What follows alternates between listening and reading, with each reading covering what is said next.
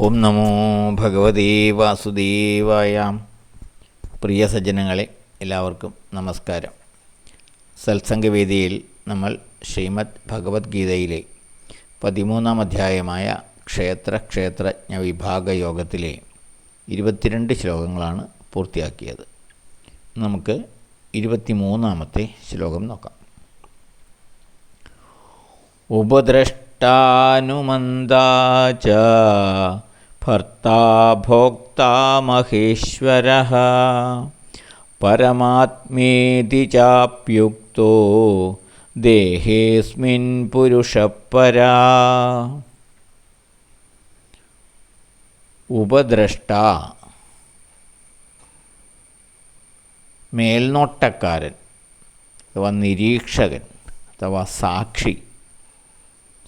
അനുമന്ത, അനുമതി നൽകുന്നവൻ. ഭർത്താജ, ഭരിക്കുന്നവൻ, അതായത് നിയന്താവായിട്ടുള്ളവൻ. ഭോക്താഹ, അനുഭവിക്കുന്നവൻ.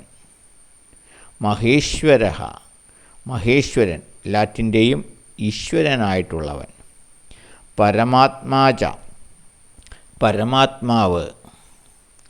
ഇതി, ഇങ്ങനെ പല വിധത്തിൽ, ഇപ്രകാരം.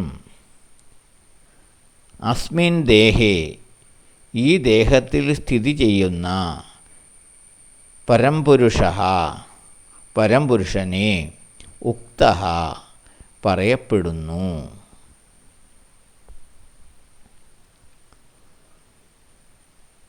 ഒരു നിരീക്ഷകൻ അഥവാ മേൽനോട്ടം വഹിക്കുന്നയാൾ അഥവാ സാക്ഷി, അതുപോലെ അനുമതി നൽകുന്നവൻ, എല്ലാ കാര്യത്തിനും അനുമതി നൽകുന്നവൻ. എല്ലാറ്റിനെയും ഭരിക്കുന്നവൻ അഥവാ എല്ലാറ്റിൻ്റെയും നിയന്താവ്.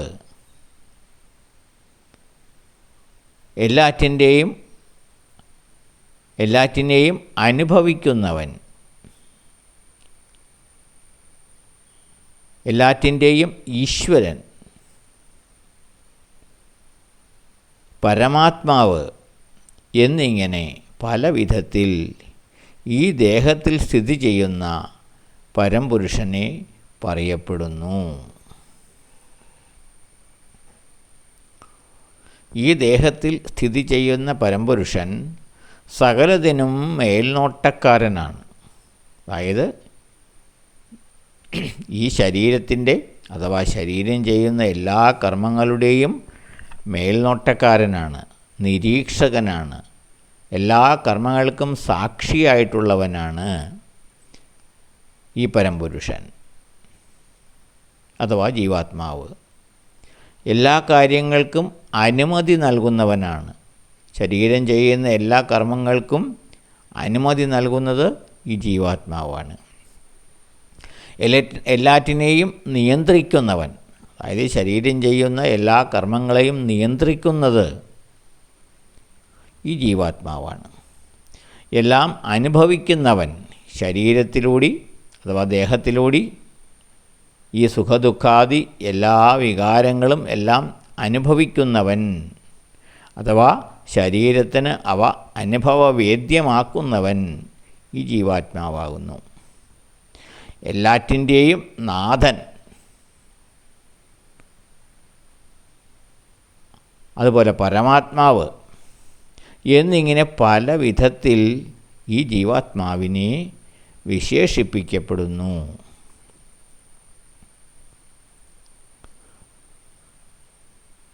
അതായത് മേൽനോട്ടക്കാരൻ, അനുമതി നൽകുന്നവൻ, നിയന്ത്രിക്കുന്നവൻ, അനുഭവിക്കുന്നവൻ, എല്ലാറ്റിൻ്റെയും നാഥൻ, പരമാത്മാവ് എന്നിങ്ങനെ പല വിധത്തിൽ ഈ ജീവാത്മാവിനെ വിശേഷിപ്പിക്കപ്പെടുന്നു. ശരീരത്തിൽ വസിക്കുന്ന ഈ ജീവാത്മാവിനെ വിശേഷിപ്പിക്കപ്പെടുന്നു. ശരീരം ചെയ്യുന്ന കർമ്മങ്ങൾക്കൊന്നും കർത്താവോ ഭോക്താവോ അല്ല ആത്മാവ്. അതൊരു സാക്ഷി മാത്രമാണ്, നിരീക്ഷകൻ മാത്രമാണ്, എല്ലാം നോക്കിക്കാണുന്നവൻ മാത്രമാണ്. എന്നാൽ എല്ലാം നിയന്ത്രിക്കുന്നതും നിർദ്ദേശങ്ങൾ കൊടുക്കുന്നതും ഈ ജീവാത്മാവാണ്. എല്ലാത്തിനെയും നിയന്ത്രിക്കുന്നത് ഈ ജീവാത്മാവാണ്. എല്ലാത്തിനും ചൈതന്യം കൊടുക്കുന്നത് ജീവാത്മാവാണ്. എന്നാൽ ഇതിൽ നിന്ന് എല്ലാം ഭിന്നനായിട്ട് നിൽക്കുകയും ചെയ്യുന്നു. ആത്മാവ് ഒന്നും അനുഭവിക്കുന്നില്ല. ഈ സുഖദുഃഖാദി വികാരങ്ങളൊന്നും ആത്മാവ് അഥവാ ജീവാത്മാവ് ഒന്നും അനുഭവിക്കുന്നില്ല. എങ്കിലും ദേഹം ഇവയെല്ലാം അനുഭവിക്കുന്നത് ഈ ദേഹിയുടെ സാന്നിധ്യമുള്ളത് കൊണ്ടാണ്. ഈ ജീവാത്മാവിൻ്റെ സാന്നിധ്യമുള്ളത് കൊണ്ടാണ് ശരീരം ഇതെല്ലാം അനുഭവിക്കുന്നത്. അതുകൊണ്ട് ഭോക്താവെന്നും ജീവാത്മാവിനെ വിളിക്കപ്പെടുന്നു. ഭുജിക്കുന്നവൻ എന്ന അർത്ഥമാണ് ഭോക്താവിന് വിളിക്കപ്പെടുന്നത്. പക്ഷേ ജീവാത്മാവിതൊന്നും ഭുജിക്കുന്നില്ല. ശരീരത്തെ ഇവ ഭുജിക്കുവാൻ അഥവാ ശരീരത്തിന് ഇവ ഭുജിക്കുന്ന ആ അനുഭവമുണ്ടാക്കുവാൻ കാരണമാകുന്നത് ജീവാത്മാവാണ്. അപ്പോൾ എല്ലാറ്റിനും ഒരു മേൽനോട്ടക്കാരനും നിയന്താവും നിരീക്ഷകനും നാഥനും എന്നിങ്ങനെ പല വിധത്തിൽ ഈ ദേഹത്തിൽ വസിക്കുന്ന ദേഹിയെ അഥവാ പരമ്പുരുഷനെ വിശേഷിപ്പിക്കപ്പെടുന്നു. അപ്പോൾ ഈ ഓരോ ജീവാത്മാവും പരമാത്മാവിൻ്റെ അംശങ്ങൾ തന്നെയാകുന്നു. തിരകൾ സമുദ്രത്തിൻ്റെ അംശമാകുന്നത് പോലെ ഓരോ ജീവാത്മാവും പരമാത്മാവിൻ്റെ അംശങ്ങളാകുന്നു. ഇതാണ് ഈ ശ്ലോകത്തിലൂടെ ഭഗവാൻ പറയുന്നത്. അടുത്ത ശ്ലോകം നമുക്ക് അടുത്ത ദിവസം നോക്കാം. എല്ലാവർക്കും നന്ദി, നമസ്കാരം. ഓം നമോ ഭഗവതേ വാസുദേവായ.